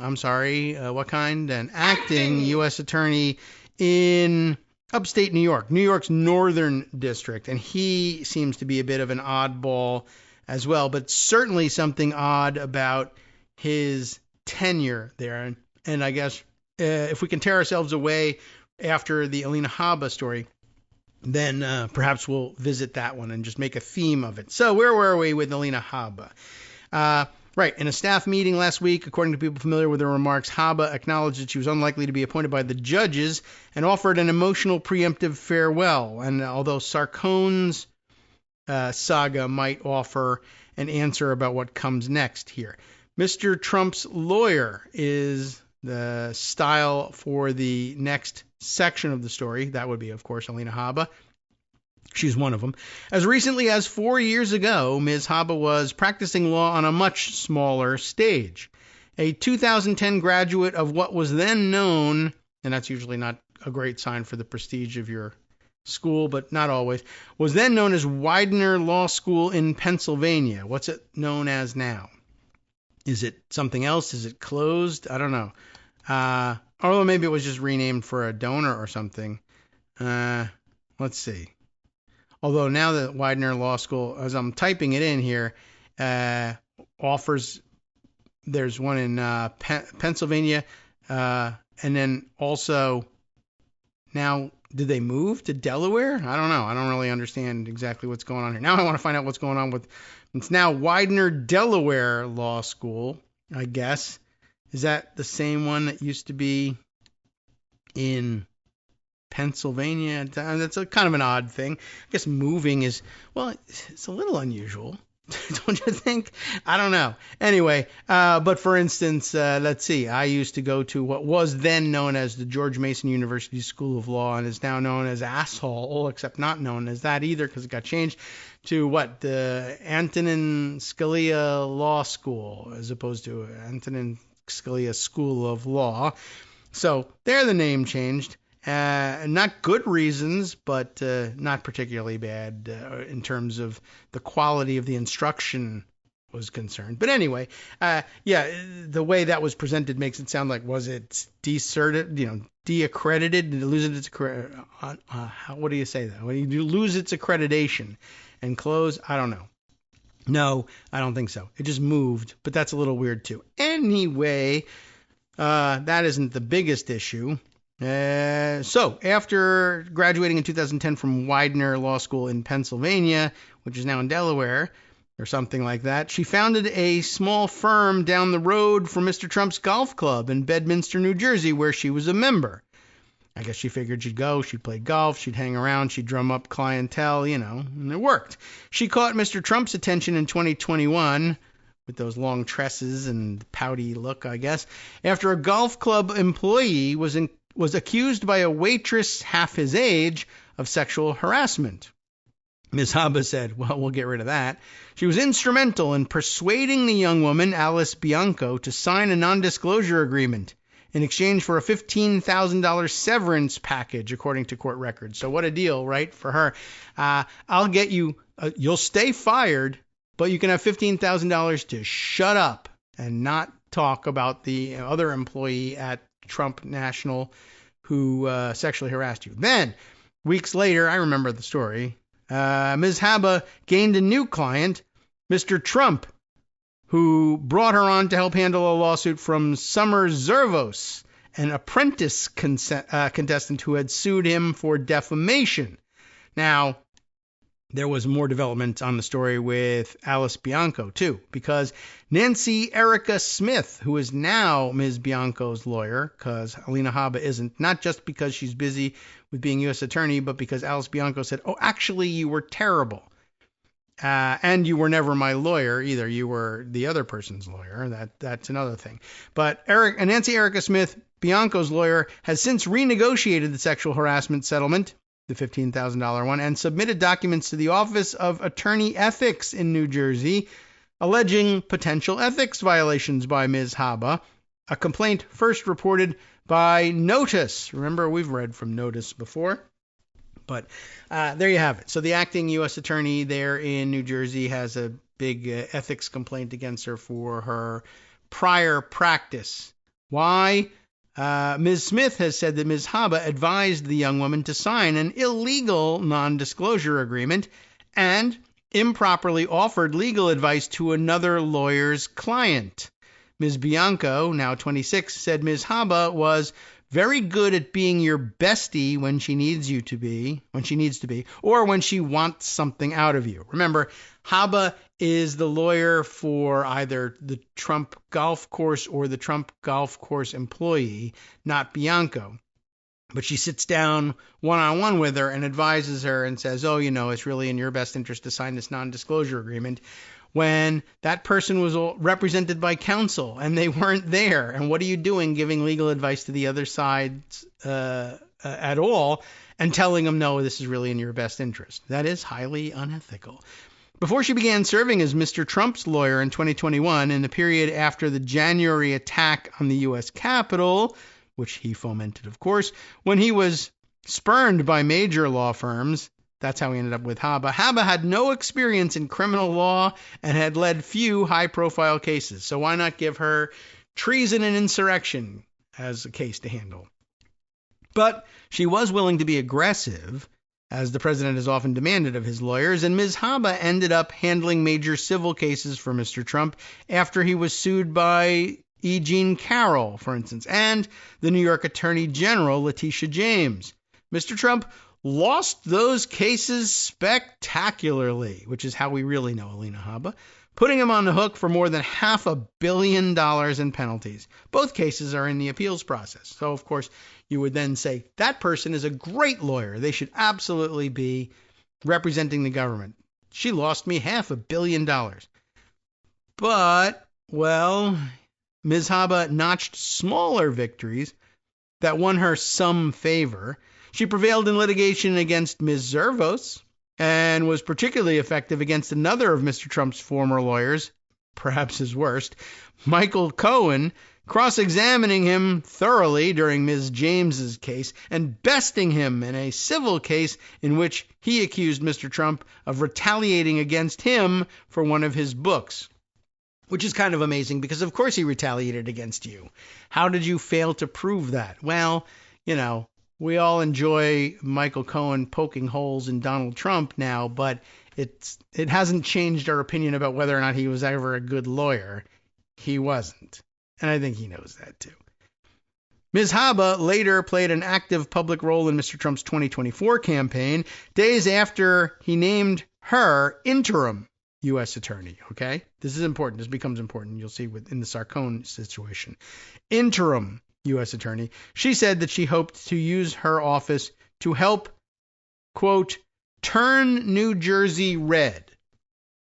Remember, she's not political, and she won't be using the office for political purposes. She hoped to use the office to help turn New Jersey red. So that's either bloodbath and slaughter, bad, or exactly the opposite of what she said she was doing, being non-political. Going to use the U.S. Attorney's Office to help facilitate Republican victories in New Jersey.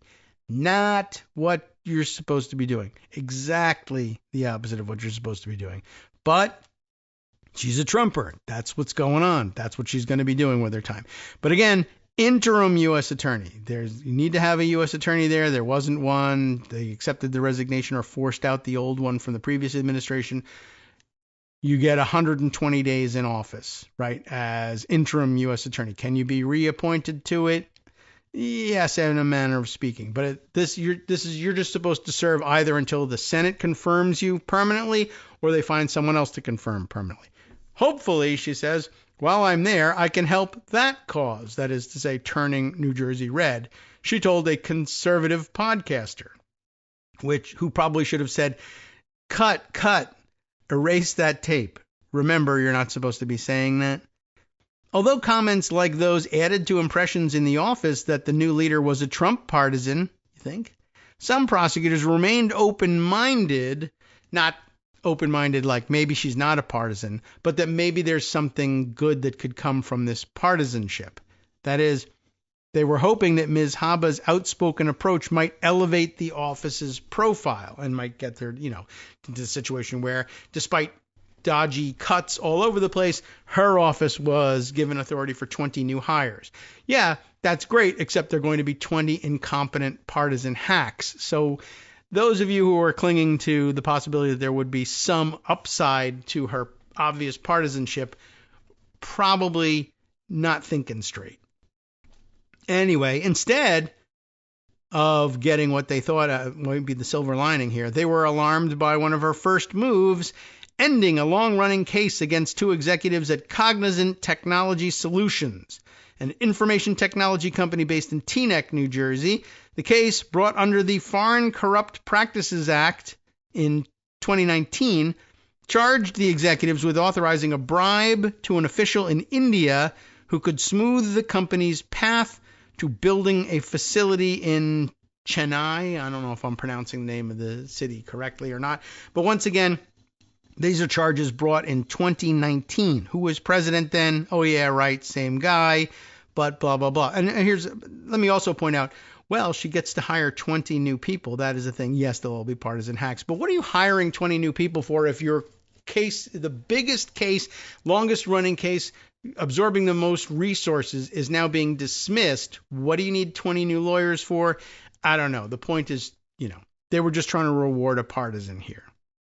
Early in his second term, Mr. Trump ordered a pause in Foreign Corrupt Practices Act prosecutions, but the New Jersey office was receiving mixed messages about the fate of its Cognizant Technologies case, right?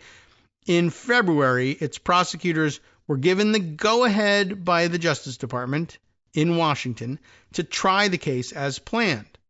Ms. Haba's predecessor as interim U.S. Attorney, John Giordano, sought to delay the case, but was rejected by the trial judge. After she entered the office and was briefed on the case, Ms. Haba initially said it should go forward. but ultimately she moved to abandon it without ever providing an explanation to prosecutors for the decisions. SCOTUS doesn't give us explanations. U.S. attorneys don't give us explanations. Nobody. A spokesman for Stephen Schwartz, one of the cognizant executives, said that Mr. Schwartz was pleased and relieved that the DOJ recognized that the charges against him were meritless and should be dismissed. They weren't, but they were dismissed.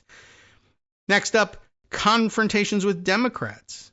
Well, that story from Cognizant was from early April. Oh, and it sent me back to the top of the story here, or did it click me through? Yeah, must have accidentally clicked something and sent me through to another story. All right, so that Cognizant thing was back in early April. About a week later, Ms. Haba announced that she had directed lawyers in her office to investigate instead of the alleged fraudsters that were caught under the Trump administration the first time and finally set to be prosecuted. Now you need to turn to the major crimes. Investigate New Jersey's governor, Philip D. Murphy, and its Attorney General, Matthew Platkin, over a state directive that limits the way that police officers can cooperate with federal immigration agents. The cardinal sin, of course, in the Trump administration. It seemed then as if Ms. Haba was making good on a promise she had made from outside the West Wing on the day Mr. Trump appointed her as interim U.S. attorney. She named Mr. Murphy and one of the state's senators, Cory Booker, and vowed that she would, quote, be going after the people we should be going after. Okay. I guess it's all part of the things like Trump tweeting out AI video, I think last night or this morning, of him sitting with Barack Obama in the Oval Office and then smiling as FBI agents come in and wrestle him to the ground, arrest him, and bring him to prison. It's just a video fantasizing about an assault and abduction of a Secret Service protectee. No big deal. And, of course, posted by the guy whose name is on the Supreme Court case that supposedly says this is something you cannot do to an ex-president, but very clearly expressing his understanding of the state of the law, which is that this applies to Donald Trump and protects Donald Trump and does not protect anyone else, which is exactly how you knew he was going to understand it. And he thinks it actually says that. And you know what? The Supreme Court will almost certainly say, yeah, that's actually what we meant somehow. We just don't have an explanation for it. But since we no longer have to explain ourselves to you, there you go. So, wow, that was her appointment day speech outside of the West Wing, probably in the Rose Garden that they're now tearing up and paving over to make it look like the dining patio at Pervalago. I will be going after the people we need to be going after. Drug dealers, criminals, terrorists, what? Who? No, the state's senators, governors, and attorney generals.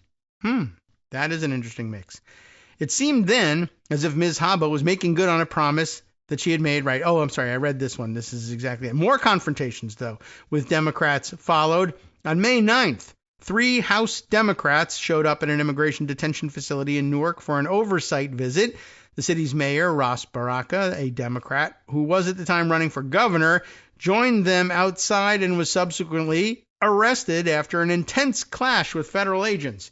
That's election interference, ladies and gentlemen, and the Trump definition of it. But only, of course, if it happens to Trump or people he likes. Okay, so another stupid thing has popped up because I touched the touchpad in the wrong place. Ms. Haba posted on social media that Mr. Baraka had, quote, committed trespass, adding, in all caps, no one is above the law. P.S. That same message, which is, trope, but no one is above the law is the message that went along with Trump's Truth Social posting of that AI video I just told you about. No one's above the law, so that's why we're going to arrest Barack Obama. Of course, again, Trump's name is on the case that stands for the proposition that there is one person who's above the law. We thought that person was, or we were meant to think that person is the president of the United States. But the truth is that both the current president of the United States and likely a majority of the Supreme Court understand that to mean that it applies personally to Donald J. Trump, not to any other occupant, future or past, of the presidency. 10 days later, Ms. Haba posted a statement indicating that she planned to dismiss the charge against Mr. Baraka, the mayor of Newark, right? While also revealing that she was charging one of the lawmakers, Representative LaMonica McIver, with assault for her role in the melee. Before dismissing the trespassing charge, a federal judge scolded the prosecutor assigned to Mr. Baraka's case, Stephen J. Demanovich, for what he called a hasty arrest and an embarrassing retraction of charges. Your office must operate with a higher standard than that, the judge, Andre Espinosa, told Mr. Demanovich, who has since left the job. Mr. Demanovich did not return calls for comment.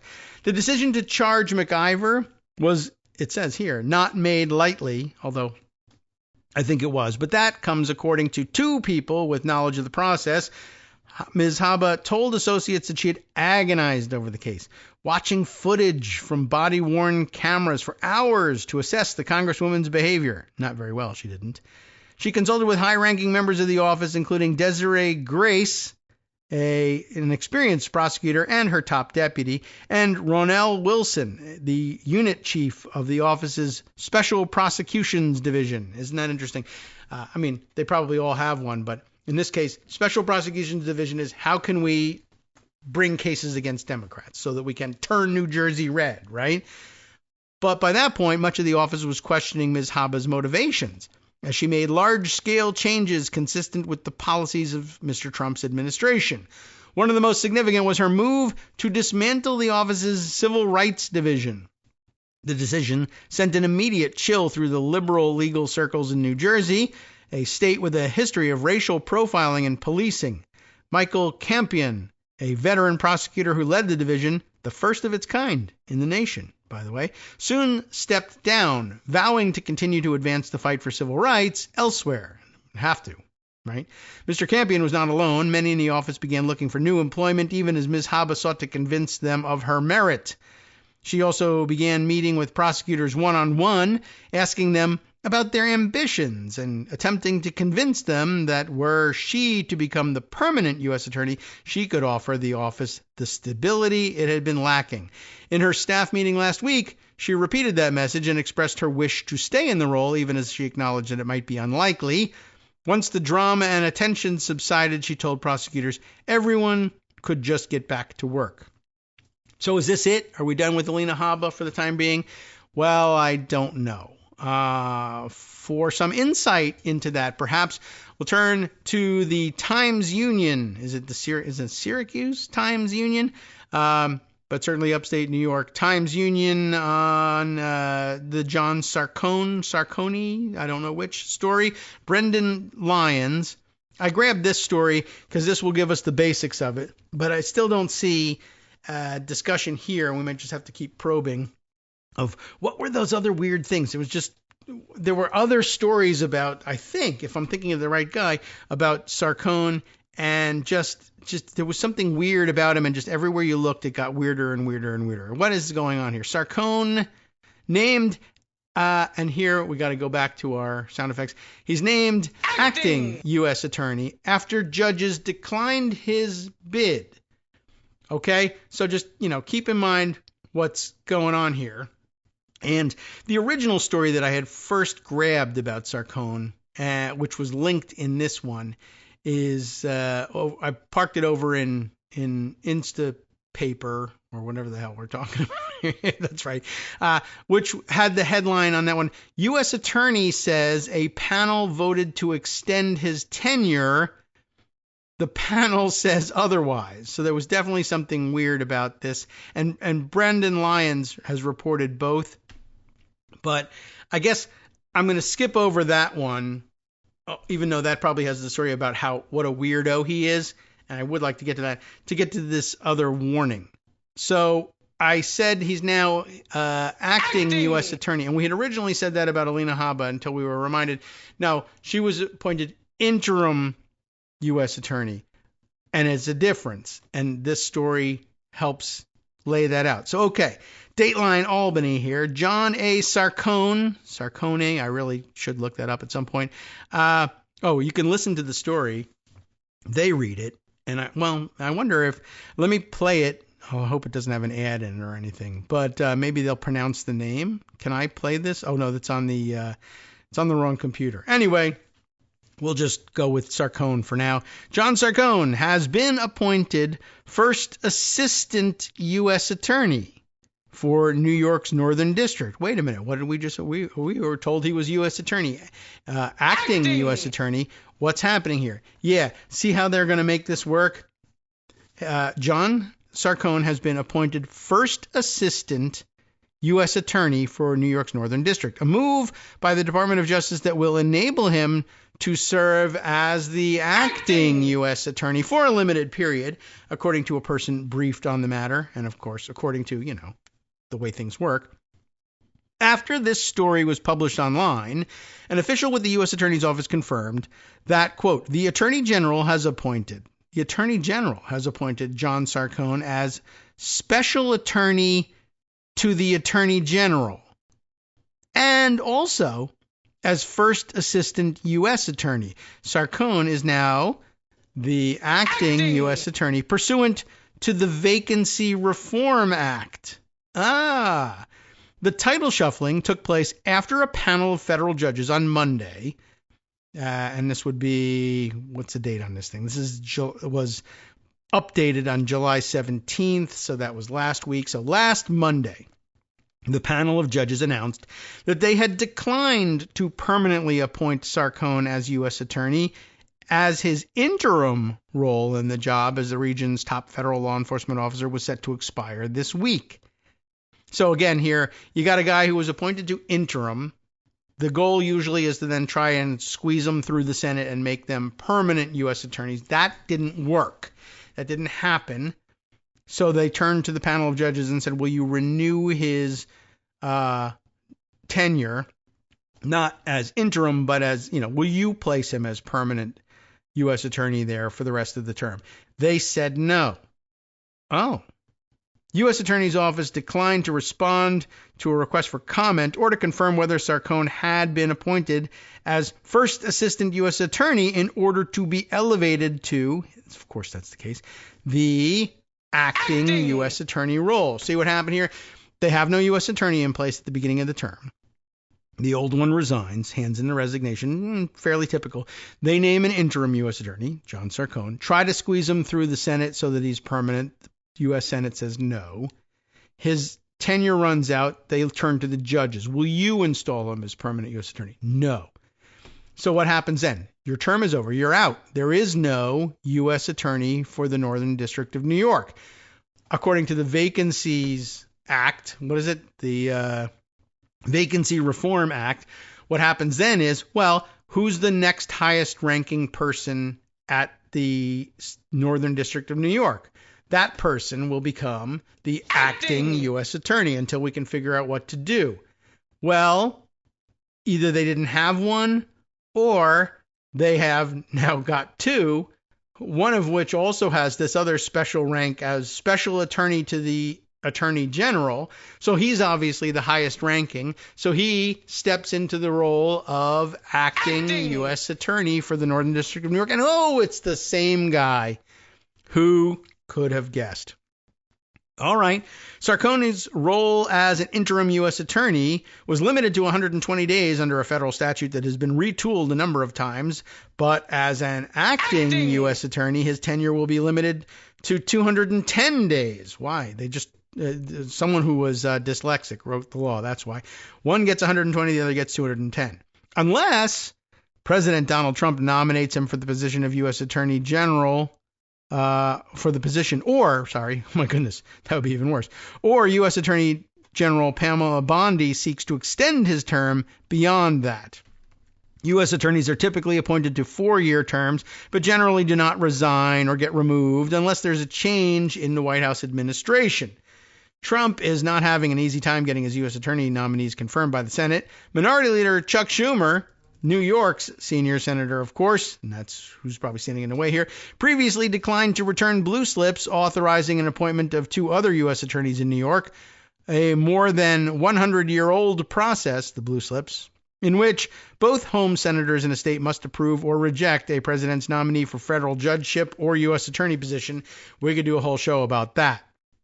Not happening anymore. The slip, of course, printed on blue paper that the Senate Judiciary Committee uses, and the process allows the home state senators to express their views concerning a presidential nominee, unless, of course, it is Emile Bovee being considered, in which case the home state senators don't even get to speak in the hearing anymore. According to the Congressional Research Service, by Senate tradition, if a home state senator indicates disapproval or otherwise fails to note approval on the blue slip, the chair of the Senate Judiciary Committee normally declines to take action on a nomination out of deference to the home state senator. But guess what? That's out the window. So there you have the saga of how Sarcone has managed to get himself back into the job, even if only on a temporary basis, in a way that I guess they could do with Alina Habba as well. And that's an interesting thing. So will that make the judges change the way they think about it? Or will they say, well, it's not going to be on us to put her back in. We think she's terrible. But they may say, well, she's going to end up here anyway, and then she's going to start prosecuting us if we don't reappoint her. Would that be the scam? I don't know. Do they really need to go that far? They probably don't, given that they can obviously arrange it and just turn her into an acting U.S. attorney. And we can do this now at the same time that we're playing our music. She'll be an acting U.S. attorney for New Jersey. All right. I wanted to go back to the original story about Sarcone, but I'll just review that off the air and make sure that it's the right guy that I'm thinking of. And if we find those weird anomalies, we can bring them to your attention tomorrow. Because now it is, of course, almost 11 o'clock and time for things to be handed over to Justice Putnam for the West Coast Cookbook and Speakeasy. What is on tap? Well, I hope it's all about John Sarcone, but I don't think so. What's up? Trump panicked all night in his ever-consuming scandals. All right. And then on the rest of the menu, more judges. A 3-judge panel of the Fifth Circuit U.S. Court of Appeals, one of the craziest out there, ruled that Mississippi's social media age verification law can go into effect. From NetworksRadio.com. I don't know what to make of that, but it's Mississippi, so it sounds like it's a little weird. You're listening to Kagro in the morning with David Waldman. Oh, there's the story of Trump threatening to hold up the stadium deal, so hopefully we'll get more detail on that one. And Sean Crash Duffy imposed new restrictions on flights from Mexico. I don't think I heard about that one. So stay tuned, and you'll hear more about it from Justice Putnam next. We'll see you tomorrow.